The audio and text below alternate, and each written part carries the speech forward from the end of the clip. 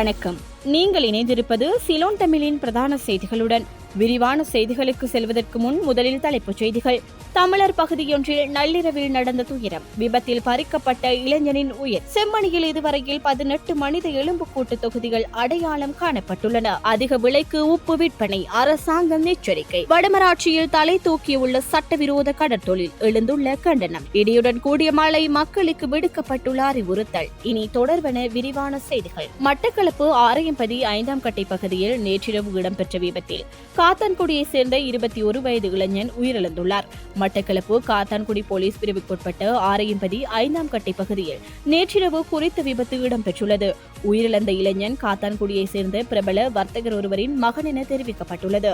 அக்கரைப்பற்றை சேர்ந்த பாடசாலை ஒன்றினது மாணவர்கள் கல்வி சுற்றுலா சென்று திரும்பிக் கொண்டிருந்த வேனொன்றும் மோட்டார் சைக்கிளும் மட்டக்களப்பு ஆரையம்பதி 5ஆம் கட்டை பகுதியில் பயணிக்கும் போது நேருக்கு நேர் மோதி விபத்துக்குள்ளாகியுள்ளது. விபத்தில் சிக்கிய மோட்டார் சைக்கிளில் காத்தான்குடியை சேர்ந்த இளைஞர்கள் 2 பயணம் செய்துள்ளதுடன் அவர்களில் 21 வயதான இளைஞர் ஒருவர் உயிரிழந்துள்ளதுடன் மற்றையவர் காயமடைந்த நிலையில் மேலதிக சிகிச்சைக்காக வைத்தியசாலையில் அனுமதிக்கப்பட்டுள்ளார். விபத்து தொடர்பான விசாரணைகளை காத்தான்குடி போலீசார் முன்னெடுத்து வருகின்றனர். யாழ்ப்பாணம் செம்மணி பகுதியில் இடம்பெற்று வரும் மனித புதைக்குழி அகழ்வில் இதுவரை சிசுக்கள், சிறார்கள் என சந்தேகிக்கப்படும் 3 மனித எலும்புக்கூட்டு தொகுதிகள் உட்பட 18 மனித எலும்புக்கூட்டு தொகுதிகள் அடையாளம் காணப்பட்டுள்ளன.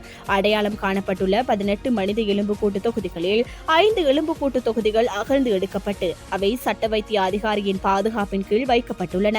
அதேவேளை சில எலும்புக்கூட்டு தொகுதிகள் இணைந்த நிலையில் காணப்படுவதால் அவை ஒரே கிடங்கில் காணப்பட்டு இருக்கலாம் என்றும் இதுவரையில் ஆடை அணிகலன்களோ காலணிகளோ எவையும் மீட்கப்படாததால் வெற்று உடல்களாகவே அவை புதைக்கப்பட்டு இருக்கலாம் எனும் சந்தேகம் ஏற்பட்டுள்ளதால் குறித்த பகுதி பாரிய மனித புதைக்குழியாக காணப்படலாம் எனும் சந்தேகம் வலுப்பெற்றுள்ளது.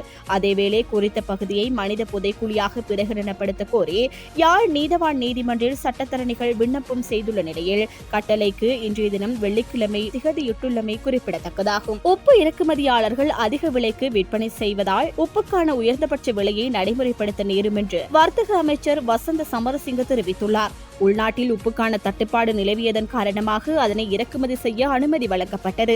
மாறாக வர்த்தகர்கள் லாபம் ஈட்டுவதற்காக அல்ல. இறக்குமதி செய்யப்பட்ட உப்பு கிலோ ஒன்று 40% வரியுடன் 77 ரூபாய் என்ற கிரைய மதிப்பை கொண்டுள்ளது. மொத்த வியாபாரிகள் 30 ரூபாய் வரையில் லாபம் பெற அனுமதிக்கப்படுகின்றனர். அதன்படி 1 கிலோ உப்பின் விலை 110 ரூபாய் முதல் 120 ரூபாய் வரையில் விற்பனை செய்யப்படலாம். விற்பனையை அதனை தவிர்த்து அதிக விலைக்கு விற்பனை செய்ய முயற்சித்தால் அரசாங்கம் அதற்கு எதிராக செயற்படும் என்று அமைச்சர் தெரிவித்துள்ளார். யாழ் வடமராட்சி பகுதியில் சட்டவிரோத கடற்தொழில் தலை தூக்கியுள்ளதாக யாழ் மாவட்ட தேசிய கடற்தொழிலாளர் ஒத்துழைப்பு இயக்கத்தின் யாழ் மாவட்ட தலைவர் இ. முரளிதரன் தெரிவித்துள்ளார்.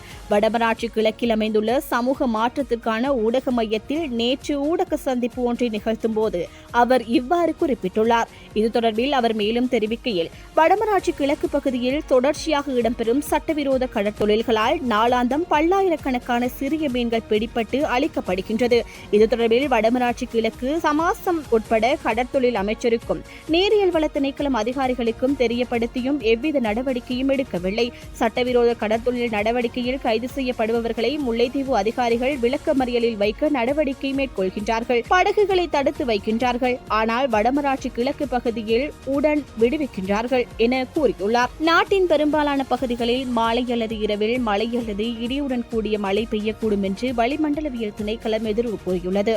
இதன்படி இன்று மேல் சப்ரகமுவ மற்றும் வடமேற்கு மாகாணங்களிலும் கண்டி, நுவரெலியா, காலி மற்றும் மாத்தறை மாவட்டங்களிலும் பலத்த மழை பெய்யும் என வளிமண்டலவியல் திணைக்களம் தெரிவித்துள்ளது. உவா மற்றும் கிழக்கு மாகாணங்களிலும் வவுனியா மற்றும் முல்லைத்தீவு மாவட்டங்களிலும் சில இடங்களில் மாலை அல்லது இரவில் மழை அல்லது இடியுடன் கூடிய மழை பெய்யக்கூடும் என்று வளிமண்டலவியல் திணைக்களம் எதிர்வு கூறியுள்ளது. இதற்கிடையில் புத்தளத்திலிருந்து கொழும்பு மற்றும் காலியூடாக அம்மாந்தோட்டை வரையிலான கடற்கரைக்கு அப்பாற்பட்ட கடற்பரப்புகளில் மழை பெய்யக்கூடும். நாட்டை சுற்றியுள்ள ஏனைய கடல் பகுதிகளில் மாலை அல்லது இரவில் ஒரு சில இடங்களில் மழை அல்லது இடியுடன் கூடிய மழை பெய்யக்கூடும். மத்திய மலை நாட்டின் மேற்கு சரிவுகளிலும் தென் மாகாணத்திலும் அவ்வப்போது மணிக்கு 30 தொடக்கம் 40 கிலோமீட்டர் வேகத்தில் மிதமான பலத்த காற்று வீசக்கூடும். இடியுடன் கூடிய மழையுடன் ஏற்படக்கூடிய தற்காலிக பலத்த காற்று மற்றும் மின்னல் அபாயங்களை குறைப்பதற்கு தேவையான நடவடிக்கைகளை எடுக்குமாறு வளிமண்டலவியல் திணைக்களம் பொதுமக்களை கேட்டுக் கொள்கின்றது. இத்துடன் சிலோன் தமிழின் பிரதான செய்திகள் நிறைவடைகின்றன. மேலும் செய்திகளை உடனுக்குடன் அறிந்து கொள்ள www.ceylontamil.com எனும் எமது இணையதளத்துடன் இணைந்திருங்கள். வணக்கம்.